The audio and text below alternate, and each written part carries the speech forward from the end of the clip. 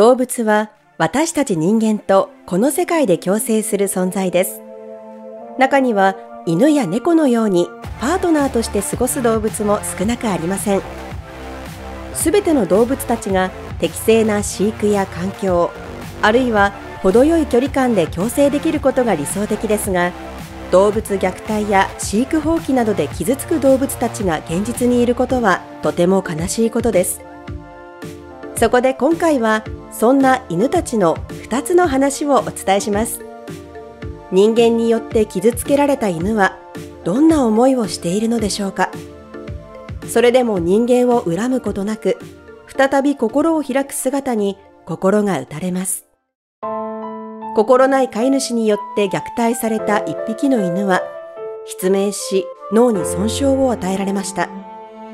しかし新しい飼い主と出会ったことで過去の辛さを感じさせないほど幸せな時間を過ごしています。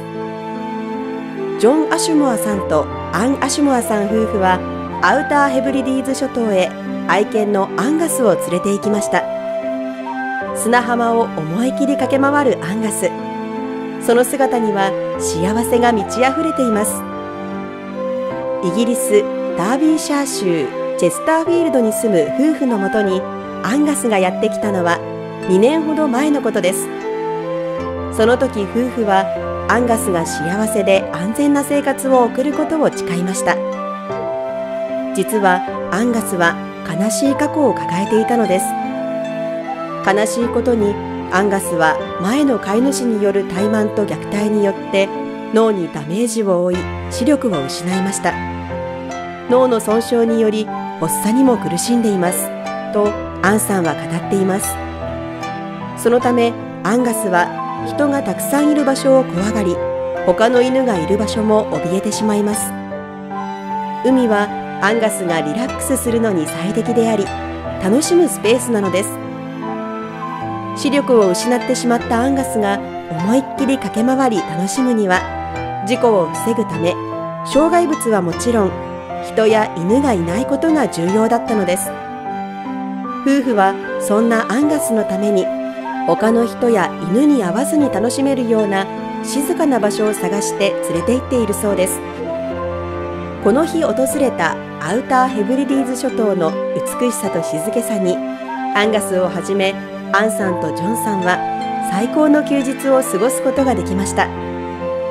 アンガスは浅瀬で水しぶきを上げ、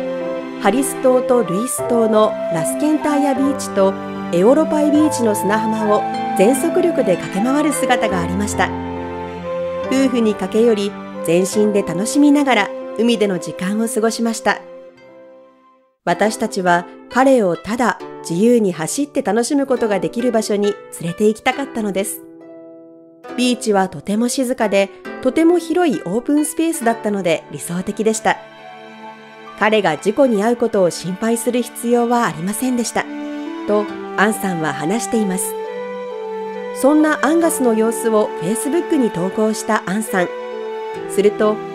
アンガスの楽しそうな姿を見ることができてとても嬉しいよ。なんだか言葉にならないね。本当に心温まる動画だ。こんなに素敵な動画をシェアしてくれてありがとう。純粋に楽しむ姿に涙が出る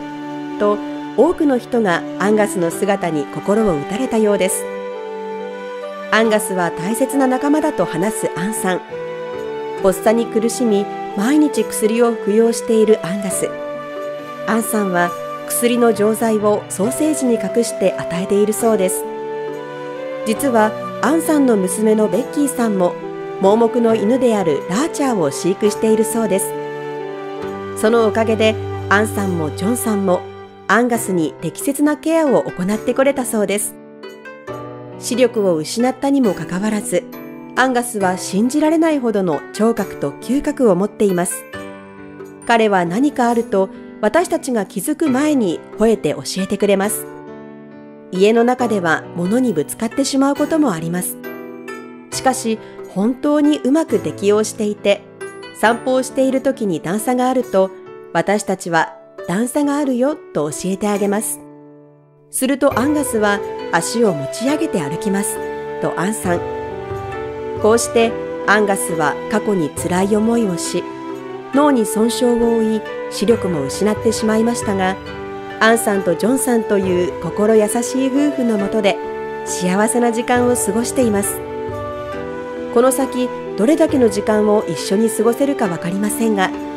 アンさんとジョンさんはアンガスにたくさんの幸せな時間と経験を与えたいと思っているそうです。元の飼い主から救い出され、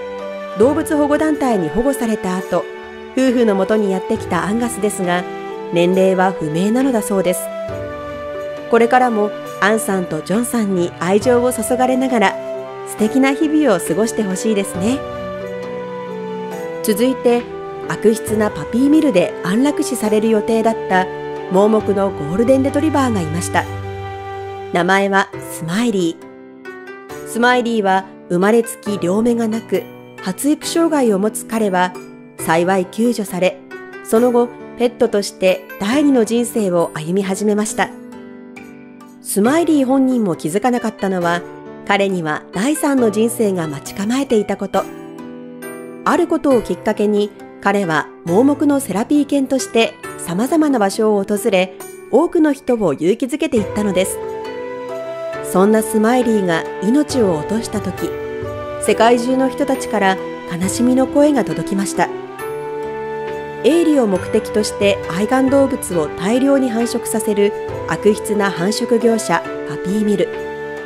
カナダにあったその恐ろしいパピーミルに動物看護師であるジョアンナさんがやってきたのは2004年のことでした。彼女たちの目的は、そこに住む80匹以上の犬のうち約20匹の犬を安楽死させること。当時を振り返り、ジョアンナさんはそのパピーミルのひどさを語っています。私たちはなかなか中へ入ることができませんでした。あまりにもひどい匂いで吐き気が止まらなかったんです。しかし、ジョアンナさんともう一人の動物看護師は、安楽死させる予定だった20匹も含め、全部の犬を救助し、代わりに里親を探してあげようと決意したのでした。その安楽死させる予定だった20匹の犬のリストの中にいたゴールデンレトリバーのスマイリー。彼は生まれつき盲目で発育障害を持っていました。それらの障害が原因なのか、他の犬たちがどんどん里親に引き取られていく中、スマイリーだけが取り残されてしまったのです。感動的な救助作戦に成功したジョアンナさんは、スマイリーと過ごしているうちに、この子はうちで暮らす運命なんだと感じるようになったといいます。最初は怖がりで新しい生活に馴染むことができなかったスマイリーも、徐々に本来の愛らしさが出てくるようになりました。スマイリーはジョアンナさんの祖母が住む老人ホームへ一緒に出向くようにもなりました。その時、老人ホームの人たちに元気を与えるスマイリーの姿を見て感動したジョアンナさんはこう思います。彼はきっと素敵なセラピー犬になるわ。それ以来、盲目のセラピー犬として10年以上もの間、多くの人々に笑顔と感動を与えてきたスマイリー。時には老人ホームへ、時には図書館や学校へ。スマイリーが会った人たちの中には、当時のカナダ大統領も。スマイリーには直接会ったことのないファンも多くいました。ジョアンナさんは息子のシェパード君とスマイリーの写真を SNS に投稿していたのです。二人の愛らしい日常生活は多くの人を感動させたとともに、パピーミルの実態、障害を持つ動物でも素晴らしい家族になれるんだという事実を多くの人に知らせてきました。ところが、ある夏の日、突如悲劇が起こります。スマイリーの肝臓と胃に腫瘍があることが発覚しました。そしてその後、短い闘病生活を終え、15歳だったスマイリーは天国へと旅立ちました。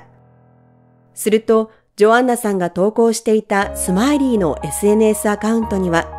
世界中からスマイリーの死を悲しむ声が寄せられたといいます。多くの人に感動を与えてくれた盲目のスマイリー。世界中から愛された彼の犬生は、これからもたくさんの人たちに語り継がれていくことでしょう。犬を愛し、最高のパートナーとして大切に接する人が多い中、